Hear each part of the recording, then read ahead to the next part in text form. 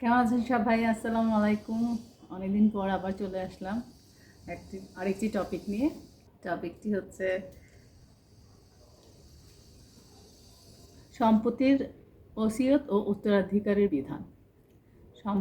সম্পত্তির ওসিয়ত ও উত্তরাধিকারের বিধান এই সম্পর্কে আল্লাহ সূরা বাকারার 180 নম্বর আয়াত থেকে শুরু করে, হে ঈমানদার লোকেরা, তোমাদের জন্য এটাও ফরজ করা হয়েছে যে যদি তোমাদের কোনো লোকের মৃত্যু এসে হাজির হয় এবং সে যদি কিছু সম্পদ রেখে যায়, তাহলে ন্যায়ানুগ পন্থায় তা বন্টনের কাজে তার পিতামাতা ও আত্মীয় স্বজনের জন্য ওসিয়তের ব্যবস্থা থাকবে। এটা তাকওয়া অবলম্বনকারীদের ওপর একান্ত করণীয়। 181, যারা এটা শুনে নেয়ার পর নিজেদের স্বার্থে তা পাল্টে নিল, তাদের জানা উচিত এটা বদলানোর অপরাধের দায়িত্ব তাদের উপরই বর্তাবে। যারা একে বদলে দিয়েছে, অবশ্যই আল্লাহ তাআলা সব কিছু শোনেন এবং সব কিছুই তার জানা। কিছু সম্পদ রেখে গেলে সেটা আল্লাহর এই বিধান অনুযায়ী পন্থায় বন্টন করতে হবে। আল্লাহর বিধানটাকে আমরা জেনে নিই। 240 নম্বর আয়াত সূরা বাকারা। এর মধ্যে থেকে যদি কেউ মৃত্যু মুখে পতিত হয় এবং সে পিছনে নিজের স্ত্রী রেখে যায়, তার উত্তরসূরিদের জন্য তার ওসিয়ত থাকবে যেন তারা এক বছর পর্যন্ত তারা তাদের স্ত্রীদের ব্যয়ভার বহন করে। এখানে নিজের মা অথবা সৎ মা যিনি যারা থাকবেন তাদের কথা বলা হয়েছিল, যে তার যে সন্তান থাকবে, যে স্ত্রীর ঘরেই হোক না কেন, তার স্ত্রীদেরকে দেখে রাখার দায়িত্ব ওই ছেলেমেয়ের হবে 1 বছর পর্যন্ত। কারণ ওই স্ত্রীরও তো অধিকার আছে স্বামী সম্পত্তিতে, সেটা আমরা জানি। 1 বছর পর্যন্ত তাদের ব্যয়ভার বহন করে। কেন? কোনো অবস্থায় ভিটেমাটি থেকে তাদের যেন বের করে না দেয়। হ্যাঁ, যদি তারা নিজেরাই বের হয়ে যায় এবং তারা নিজেদের ব্যাপারে কোনো ভিন্ন সিদ্ধান্ত করে কোনো সম্মানজনক ব্যবস্থা করে নেয়, তাহলে এই জন্যে তাদের ওপর কোনো দোষ পড়বে না। সেক্ষেত্রে ছেলে মেয়েদের কোনো দোষ হবে না। আল্লাহ তাআলা পরাক্রমশালী, তিনি বিজ্ঞ কুশলীয়। তারপর আমরা চলে যাচ্ছি সূরা আন-নিসা 7 নম্বর আয়াত। পিতামাতা ও আত্মীয় স্বজনদের রেখে যাওয়া ধন সম্পদে পুরুষদের যেমন অংশ রয়েছে, একইভাবে নারীদের জন্যও সে সম্পদে অংশ রয়েছে যা তাদের পিতামাতা ও আত্মীয় স্বজনরা রেখে গেছে। পরিমাণ অল্প হোক কিংবা বেশি, উভয়ের জন্যই এর অংশ নির্দিষ্ট করে দেয়া হয়েছে। 8 নম্বর আয়াত। মৃত ব্যক্তির সম্পদ বন্টনের সময় যখন তার আপনজন, এতিম ও মিসকিনরা সেখানে এসে হাজির হয়, তখন তা থেকে তাদেরও কিছু দেবে এবং তাদের সাথে সুন্দরভাবে কথা বলবে। আল্লাহ বিধান করা সুন্দর, এবং প্রত্যেকটা জিনিস কীভাবে খুলে খুলে আল্লাহ এখানে বর্ণনা করে দিয়েছেন, কীভাবে আদবটা আল্লাহ শিখিয়ে দিচ্ছেন যে কীভাবে করতে হবে। সূরা আন-নিসা 11 নম্বর আয়াত। আল্লাহ তাআলা তোমাদের রেখে যাওয়া সম্পদে তোমাদের সন্তানদের সম্পর্কে এই মর্মে তোমাদের জন্য বিধান জারি করেছেন যে এক ছেলের অংশ হবে 2 কন্যা সন্তানের মতো। হ্যাঁ, উত্তরাধিকারী কন্যারা যদি 2-এর বেশি হয়, তাহলে তাদের জন্য থাকবে রেখে যাওয়া সম্পত্তির 2/3, আর সে কন্যা সন্তান যদি একজন হয়, তাহলে তার অংশ হবে রেখে যাওয়া সম্পত্তির অর্ধেক। মৃত ব্যক্তির সন্তান থাকলে তার পিতামাতা প্রত্যেকের জন্য থাকবে সে সম্পদের 6/1 আপনার যদি সন্তান থাকে, তাহলে আপনার মা বাবা পাবে 6/1। এই 6/1 আপনার মা বাবাকে আগে দেওয়ার পর যে 5 থাকবে, সেটার মধ্যে আপনার সন্তানদের জন্য ভাগাভাগি হবে। মৃত ব্যক্তির যদি কোনো সন্তান না থাকে এবং পিতামাতাই যদি হয় তার একমাত্র উত্তরাধিকারী, তাহলে তার মায়ের অংশ হবে 3/1। সন্তান না থাকলে মা পাচ্ছে 3/1। যদি মৃত ব্যক্তির কোনো ভাই বোন বেঁচে থাকে, তাহলে তার মায়ের অংশ হবে 6/1। সেক্ষেত্রে আবার সন্তান আর না থাকলে ভাই বোনদের ধরা হবে, ভাই বোনরা পাবে, তখন মা পাবে আবার 6/1। মৃত্যুর আগে সে যে ওসিয়ত করে গেছে এবং তার রেখে যাওয়ার ঋণ আদায় করে দেওয়ার পরই কিন্তু ভাগ বাটোয়ারা করতে হবে। তার যে ঋণ আছে সেটা আদায় করে দেওয়ার পরই এইসব ভাগ বাটোয়ারা করতে হবে। আগে হচ্ছে ঋণ পরিশোধ, তারপর উত্তরাধিকার। এটাই করে যে কেউ মারা গেলে যা দেখা যায় যে কবরের পাশে দাঁড়িয়ে বলে যে আমার বাবার কাছে কেউ কিছু পায় কিনা, সেটা উত্তরাধিকারী যারা ছেলেরা সেই লেনদেন পাওনা পরিশোধ করবেন, এটা তারা নিজেদের দায়িত্ব হিসেবে গ্রহণ করে।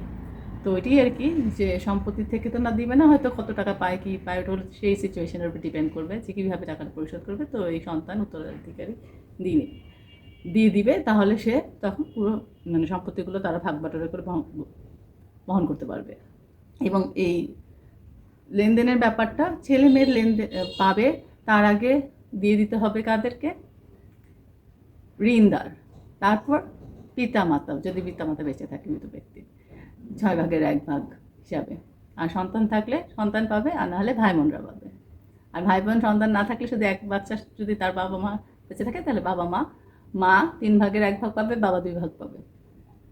বুঝতে পেরেছেন ব্যাপারটা? এরকম তোমরা জানো না তোমাদের পিতামাতা ও তোমাদের সন্তান সন্ততির মধ্যে কে তোমাদের জন্য উপকারের দিক থেকে বেশি নিকটবর্তী। এ হচ্ছে আল্লাহর বিধান। অবশ্যই আল্লাহ তাআলা হচ্ছেন বিজ্ঞ পরম কুশলী। আল্লাহ বলে দিচ্ছেন যে আমরা ঠিক জানি না যে আমার জন্য বেশি কাছের কে আমার জন্য কতটা করবে, সেই হিসাব করে আমি তাকে বেশি দিব তাকে কম দিব, এইটা আমরা আসলে জানি না। কার মনের ভিতরে কি আমরা আসলেই জানি না। তো সেই হিসাবে আমি আমার পছন্দ মতো করতে গেলে ভুল হতে পারে, এই জন্য আল্লাহ এই বিধানটা করে দিয়েছেন। সূরা আন-নেসার 12 নম্বর আয়াত পড়ছি, তোমাদের স্ত্রীদের রেখে যাওয়া সম্পত্তিতে তোমাদের অংশ হচ্ছে অর্ধেক, যদি তাদের কোনো সন্তানাদি না থাকে, আর যদি তাদের সন্তান থাকে তাহলে সে সম্পত্তিতে তোমাদের অংশ হবে 4/1 তারা যে ওসিয়ত করে গেছে কিংবা তাদের ঋণ পরিশোধ করার পরে কিন্তু তোমাদের এই অংশ পাবে। তোমাদের স্ত্রীদের জন্য থাকবে তোমাদের রেখে যাওয়া সম্পত্তির 1/4। যদি তোমাদের কোনো সন্তান না থাকে, যদি তোমাদের সন্তান থাকে তাহলে তারা পাবে রেখে যাওয়া সম্পদের 8/1। মৃত্যুর আগে তোমরা যা ওসিয়ত করে যাবে কিংবা যে ঋণ তোমরা রেখে যাবে তা পরিশোধ করে দেওয়ার পরই এই অংশ তারা পাবে।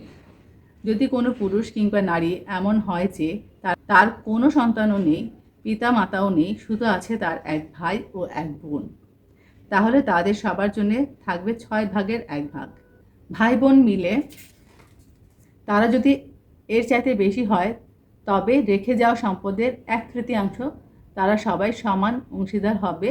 অবশ্য এই সম্পত্তির ওপর মৃত ব্যক্তির যা ওসিয়ত করা আছে কিংবা কোনো ঋণ পরিশোধের পরই এই ভাগাভাগি সম্পূর্ণ হবে। তার মানে এখানে মৃত ব্যক্তি জীবদ্দশায় তার ইচ্ছা অনুযায়ী কাউকে যদি কোনো কিছু দিয়ে রেখে যান বা উচিত করে রেখে যান, আমি অমুককে ওটা দিতে চাই, ওকে দিতে চাই, বা ঋণ পরিশোধের জন্য যে মানে যতটুকু সম্পত্তি বিক্রি করে ঋণ পরিশোধ করা দরকার, সেটা করার পরে যতটুকু বাকি থাকবে, মানে যে জীবিত আছেন তার যা ইচ্ছা সে অন্যদের দিয়ে দেওয়ার পরে যে যতটুকু বাকি থাকবে সেই সম্পত্তিটা সন্তানদের মাঝে পিতা মাতার নেবে, অথবা ভাই বোনদের মাঝে, এবং যদি কেউ না থাকে তখন আত্মীয়দের মাঝে, তাও 1/3। এবং তোমাদের স্ত্রীদের রেখে যাওয়া সম্পত্তিতে তোমাদের অংশ হচ্ছে অর্ধেক, যদি তাদের কোনো সন্তানাদি না থাকে। আর যদি তাদের সন্তান থাকে তাহলে সে সম্পত্তিতে তোমাদের অংশ হবে 4/1। তারা যে ওসিয়ত করে গেছে কিংবা তাদের ঋণ পরিশোধ করার পরে কিন্তু তোমরা এই অংশ পাবে। তোমাদের স্ত্রীদের জন্য থাকবে তোমাদের রেখে যাওয়া সম্পত্তির 1/4। যদি তোমাদের কোনো সন্তান না থাকে, যদি তোমাদের সন্তান থাকে তাহলে তারা পাবে রেখে যাওয়া সম্পদের 8/1। মৃত্যুর আগে তোমরা যা ওসিয়ত করে যাবে কিংবা যে ঋণ তোমরা রেখে যাবে তা পরিশোধ করে দেওয়ার পরই এই অংশ তারা পাবে। এখানে স্ত্রীর নিজের যে সম্পদ আছে সেটা স্ত্রী মারা গেলে স্বামীর কতটুকু হক, যদি সন্তান থাকে বা না থাকে সেটা বর্ণনা করা হলো, এবং আবার স্বামী মারা গেলে তার স্বামীর সম্পত্তিতে কতটুকু হক, সন্তান থাকলে বা না থাকলে সেভাবে বর্ণনা করা হয়েছে। তো এটা খেয়াল রাখতে হবে, স্ত্রীর আগের পক্ষে সন্তান হোক বা তার বর্তমান স্বামীর সাথে সন্তান হোক, একই কথা, স্ত্রীর সন্তান। ঠিক আছে, মায়ের পেটে যারা জন্মগ্রহণ করেছে সেটা তার সন্তান। আবার স্বামীর ক্ষেত্রে স্বামীর সন্তানরা হচ্ছে সেই লোকের ঔরসজাত সন্তানরা, সেটা বন্টন হবে। সেই ক্ষেত্রে স্বামী বা স্ত্রী কতটুকু উভয় সম্পত্তি থেকে পাবে মারা যাওয়ার পর সেটা বর্ণনা করে দেওয়া হচ্ছে।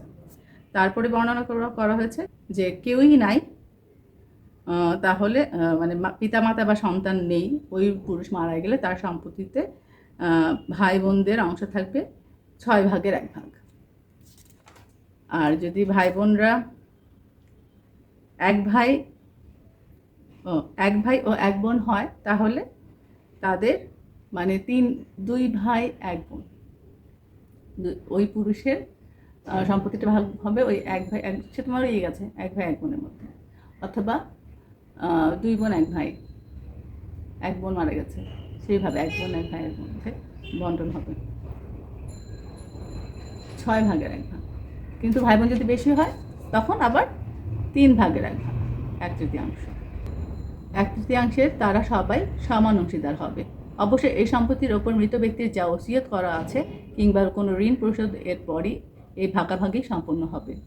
তবে খেয়াল রাখতে হবে কখন উত্তরাধিকারীদের অধিকার পাওয়ার পথে তা যেন ক্ষতিকর না হয়, ক্ষতি না হয় উত্তরাধিকারীদের। সেজন্য ঋণ পরিশোধের দায়িত্বটা তারা যদি নিয়ে নেয় তাহলে ওই সম্পত্তি বিক্রি করতে হচ্ছে না, ছেলে মেয়েদেরই থাকছে, কিন্তু তারা দায়িত্বটা নিবে যে কে কতটুকু শোধ করে দিবে ওই ঋণ যার কাছে ঋণ করেছিলেন, তাদের পিতা বা ভাই বা তার সন্তান। এইভাবে তারা দায়িত্বটা নিয়ে নিলে তাহলে আর সম্পত্তিটা বিক্রি করে ওই ঋণ পরিশোধ করতে হবে না। ওইটাই আর কি করা হয় আর কি, কবর দেওয়ার আগে এই আনুষ্ঠানিকতাটা করা হয়। এই নির্দেশ হচ্ছে আল্লাহর পক্ষ থেকে, আর আল্লাহ তাআলা সর্বজ্ঞানী ও পরম ধৈর্যশীল। সূরা আন-নিসা 33 নম্বর আয়াত। পিতামাতা ও আত্মীয় স্বজনদের রেখে যাওয়া সম্পত্তিতে আমি সবার জন্য অভিভাবক বানিয়ে রেখেছি। যাদের সাথে তোমাদের কোনো চুক্তি কিংবা অঙ্গীকার রয়েছে তাদের অংশ আদায় করে দেবে। আল্লাহ তাআলা অবশ্যই প্রতিটি বিষয়ের ওপর সাক্ষী। ওই যে ঋণ, চুক্তি, লেনদেন মানে বিজনেস, এইসবগুলো আগে সলভ করে নিয়ে তারপর নিজেদের মধ্যে বন্টন করতে হবে, অথবা ওগুলো তারা পরিশোধ করার জন্য উত্তরাধিকারীরা দায়িত্ব নিয়ে নেবে, তারপর তারা সম্পত্তিটা বন্টন করবে। সূরা আন-নিসার 176 নম্বর আয়াত। হে নবী, তারা তোমার কাছে জানতে চায়, তুমি বলো আল্লাহ তাআলা সে ব্যক্তির উত্তরাধিকার বিষয়ে তোমাদের তার সিদ্ধান্ত জানাচ্ছেন যার মাতা পিতা কেউই নেই, আবার তার নিজেরও কোনো সন্তান নেই। এ ধরনের কোনো ব্যক্তি যদি মারা যায় এবং সে ব্যক্তি যদি সন্তানহীন হয় এবং তার একটি বোন থাকে, তাহলে সে বোনটি জন্যে মৃত ব্যক্তির পরিত্যক্ত সম্পত্তির অর্ধাংশ থাকবে। অপরদিকে সে যদি নিঃসন্তান হয় তাহলে সে তার বোনের সম্পত্তির উত্তরাধিকারী হবে। আবার যদি তারা 2 জন হয় তাহলে তাদের 2 বোনের জন্যে সেই অতিরিক্ত সম্পত্তির 3/2 পরিমাণ অংশ থাকবে। যদি সে ভাই বোন ও মহিলারা কয়েকজন হয় তাহলে মেয়েদের অংশ 1/2 ও পুরুষের অংশ 2/2 হবে। আল্লাহ তাআলা উত্তরাধিকারীদের এ আইন সুস্পষ্টভাবে তোমাদের জন্য বলে দিয়েছেন, যাতে করে মানুষের উদ্ভাবিত বন্টন পদ্ধতিতে তোমরা বিভ্রান্ত হয়ে না পড়ো। আল্লাহ তাআলা সব কিছুর ব্যাপারে সম্যক ওয়াকিবহাল। ক্লিয়ার? 2 আর 1। সূরা আল মায়েদা 106 নম্বর আয়াত। হে ঈমানদার ব্যক্তিরা, তোমাদের কারো যখন মৃত্যুর সময় এসে উপনীত হয়, ওসিয়ত করার মুহূর্তে তোমাদের মধ্য থেকে 2 জন ন্যায়পরায়ণ মানুষের সাক্ষ্য থাকা প্রয়োজন। আর যদি তোমরা প্রবাসে থাকো এবং এ সময় যদি তোমাদের উপর মৃত্যুর বিপদ এসে পড়ে, তখন বাইরের লোকদের মধ্যে থেকে 2 জন ব্যক্তি সাক্ষী থাকবে। পরে যদি তোমরা কোনো সন্দেহ প্রকাশ করো তাহলে সাক্ষী 2 জনকে নামাজের পর আটকে রাখবে। তারপর তারা আল্লাহর নামে কসম করে বলবে, আমরা কোনো স্বার্থের খাতিরে এ সাক্ষ্য বিক্রি করব না, এমনকি ঘনিষ্ঠ আত্মীয় হলেও নয়। আমরা আল্লাহর সাক্ষ্য গোপন করব না। আমরা যদি তেমন কিছু করি তাহলে আমরা গুনাহগারদের দলে শামিল হয়ে যাব। তো এইটা কোন ক্ষেত্রে? যে ওসিয়তটা সে করে রেখে গেছেন এবং যাদেরকে বলে রেখে গেছেন। আগে লিখিত হতো না, এখন তো লিখিত ছাড়া হয় না, রেজিস্ট্রি ওসিয়ত হতে হয়। তো এটা এখন আর অতটা প্রয়োজনীয় না, কারণ ওটা ছাড়া আর গ্রহণযোগ্য হয় না সাক্ষ্যটা। রেজিস্ট্রি ওসিয়ত না হলে আল্লাহর বিধান অনুযায়ী বন্টিত হবে। তারপরে সূরা আল মায়েদার 107 নম্বর আয়াত, অতঃপর যদি এটা প্রকাশিত হয় যে এ বাইরের দুজন সাক্ষী সাক্ষ্য গোপন করে অপরাধে লিপ্ত ছিল, তাহলে আগে যাদের স্বার্থহানি ঘটেছিল তাদের মধ্য থেকে দুজন সাক্ষী তাদের স্থলাভিষিক্ত হবে। তারা এসে আল্লাহর নামে শপথ করে বলবে, আমাদের সাক্ষ্য অবশ্যই তাদের সাক্ষ্য অপেক্ষা বেশি সত্যভিত্তিক হবে। আমরা সাক্ষ্যের ব্যাপারে সীমা লঙ্ঘন করিনি।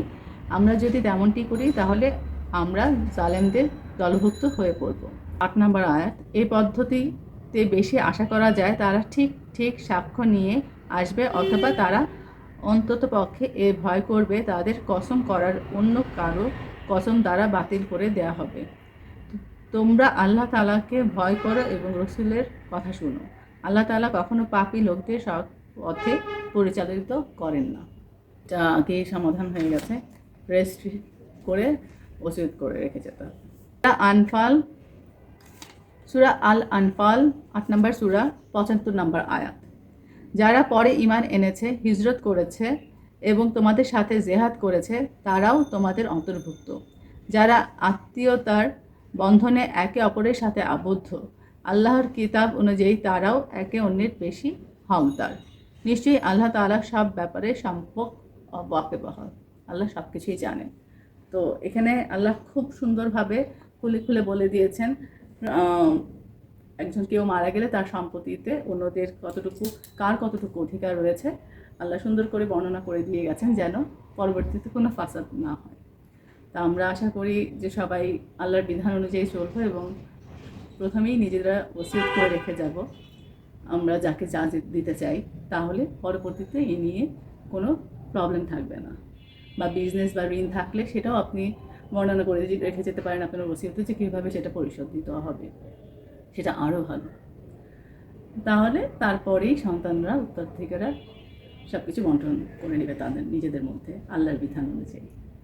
এবং এটাও আছে কোরআনে যে কেউ যদি ভুল ওসিয়ত করে রেখে যায় সন্তানদের মধ্যে, তাহলে সেটা পরবর্তীতে ঠিক করে শুধরে নিতে পারবেন আত্মীয় স্বজনরা, যে ওনার বন্টনটা সঠিক হয় নাই, বা উনি ওসিয়ত করে মারা যাওয়ার পর আরেকটা বাচ্চা হয়েছে, বা কোনো একটা ঘটনা ঘটেছে, কোনো বা সন্তান মারা গেছে, সন্তান কমে গেছে, সেক্ষেত্রে বন্টনটা আবার রিএভালুয়েট করে নিতে হবে আল্লাহর বিধান অনুযায়ী।